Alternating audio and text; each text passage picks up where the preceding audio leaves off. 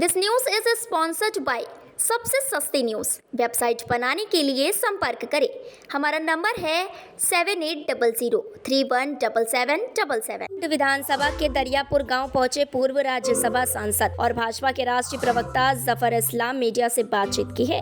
दरअसल 2 साल पूर्व जफर इस्लाम ने दरियापुर गांव को गोद लिया था, जिसके बाद उन्होंने कई बार गांव का भ्रमण किया और इलाकों के लोगों से समस्याओं को जाना और वादा किया था कि बहुत जल्द इलाके के रहने वाले लोगों की समस्या का समाधान किया जाएगा।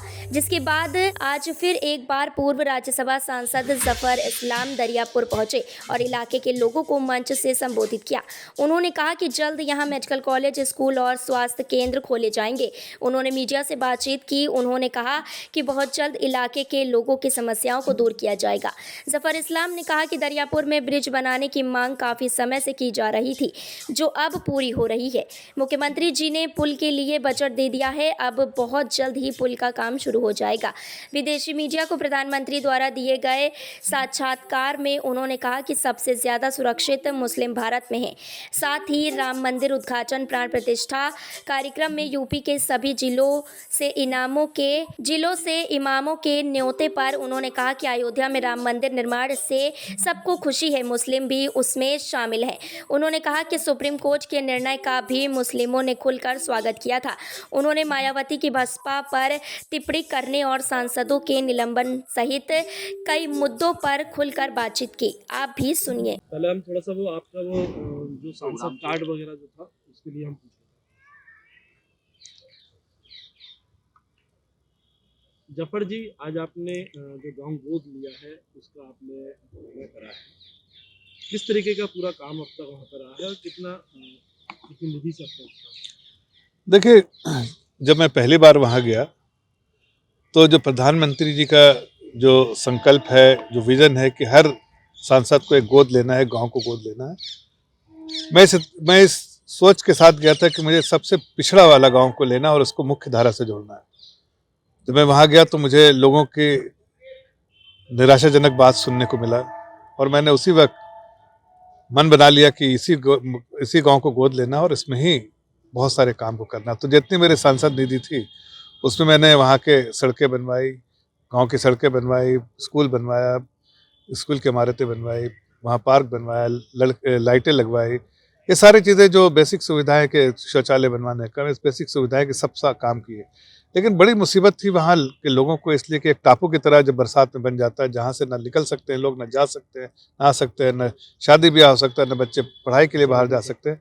ऐसे में सबसे ज़्यादा ज़रूरी था कि उसकी रोड कनेक्टिविटी। तो हमने वहाँ पर जो पूरी कोशिश की और उसमें हमें पूरा जो सहयोग मिला, वहाँ के लोगों का स्नेह और प्यार के अलावा जो सहयोग मिला आदरणीय मुख्यमंत्री जी का और प्रदेश के अध्यक्ष जो हमारे हैं, जो यहीं से बिलोंग करते हैं, भूपेंद्र सिंह जी का, और साथ साथ जो मंत्री हैं पीडब्ल्यूडी के, उनका सबका सहयोग मिला। और उसके बाद आज इस बात को ऐसा कहने में कोई हमको गुरेज नहीं है कि वो पूरे तौर से बजटरी एलोकेशन हो गया है, अप्रूवल हो गया है।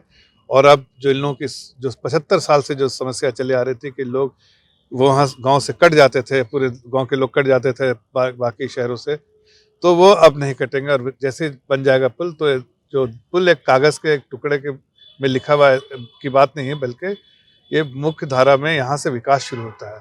पुल ज़मीन वहाँ पर आया, उसके बाद से जो मुख्य धारा से जुड़ जाएगी तो वहाँ विकास शुरू होगा और विकास के अनेक काम करने का हमारा मन है।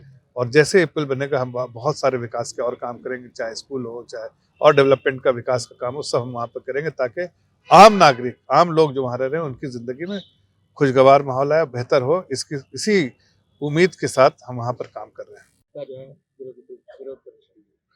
देखिए, जो सांसद निलंबित किए जा रहे हैं, उनका जो निलंबन हो रहा है, उसके लिए वो खुद जिम्मेदार है।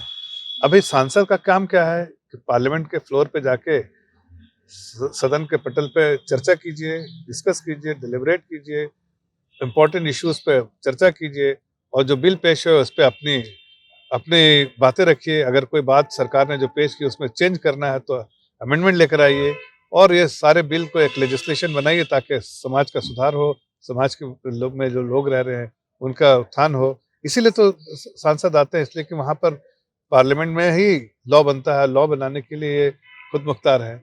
ऐसे में उनका काम कुछ और समझ लिया उन्होंने, जो लंबित हुए उनका काम है डिसरप्ट करना पार्लियामेंट को, उनका काम है प्लेकार्ड दिखाना, जबकि प्लेकार्ड मना है लेके जाना, उनका काम है लोगों को की मिमिक्री करना, चेयर की मिमिक्री करना, और जो हमारा संविधान है उसका कहीं अपमानित करना। ऐसे में अगर उनका निलंबन होता है तो बिल्कुल सही है और इनका निलंबन होना ही चाहिए, इसलिए कि ये कहीं ना कहीं संविधान के साथ भी खिलवाड़ कर रहे हैं। तो अपने अपने अधिकार सब काम करें, लेकिन स्पेसिफिक चीज आप पूछ रहे हैं तो उसके बारे में जानकारी मुझे तेलंगाना से चर्चा करें। सरकार ने फंडिंग की है और कहीं ना कहीं भाजपा उसका विरोध कर रही है। देखिए मेरे तेलंगाना में कौन सा प्रोग्राम और इसकी जानकारी नहीं है, थोड़ी जानकारी ले लूंगा तो इसके बारे में चर्चा करूंगा। और इससे अच्छी कोई बात नहीं हो सकती है कि आज 1 साल के बाद 2 साल के बाद जब भी हम यहाँ पर, हम वैसे तो 2-4 बार आए हैं, लेकिन और आ जाने की इच्छा भी रहती है, लेकिन जब तक काम पूरा हो नहीं तब उससे पहले आने का कोई कारण नहीं होता है। तो आज अच्छा लग रहा है कि आप लोगों के बीच आए हैं। काम गड़ी स्कूल कॉलेज रोड बनाना यहाँ पर, या बिजली ये लगवाना, जल से नल लगवाना आना, ये सब जो है विकास का काम तो होता ही रहता है। लेकिन सबसे बड़ी विकास जो है, जो आदरणीय प्रधानमंत्री जी ने कहा है, पहले एक गांव को गोद लो और विकास के धारा से उसको जोड़ दो। अब इस विकास की धारा से जोड़ते कैसे? जब यहाँ के बुजुर्ग हमको कहते हैं कि बच्चियां जो है स्कूल नहीं जा पाती 3-3 महीने, जब यहाँ की माताएं कहती हैं कि हमारी बच्चों की शादी नहीं हो पाती है, जब यहाँ पानी भर जाता है, अब ऐसी समस्याओं को सुन के कैसे हमारा और आपका दिल तो एक ही है ना, अब समस्याएं तो समस्याएं सबके लिए, तो कैसे इसको विकास की धारा में जब जुड़ा ही नहीं तो यहाँ विकास कैसे हो? तो हमने सबसे पहले कोशिश की यहाँ के प्रॉब्लम्स को, यहाँ की समस्याओं को समझने की। उसमें हमें सब लोगों का, जिन लोगों का भी नाम अभी हमने लिया है, सब लोगों का योगदान है। सब लोगों के योगदान से समस्या जो है एक उजागर होकर आए कि ये सब समस्याएं हैं और इन सब समस्याओं का समाधान निकालना है।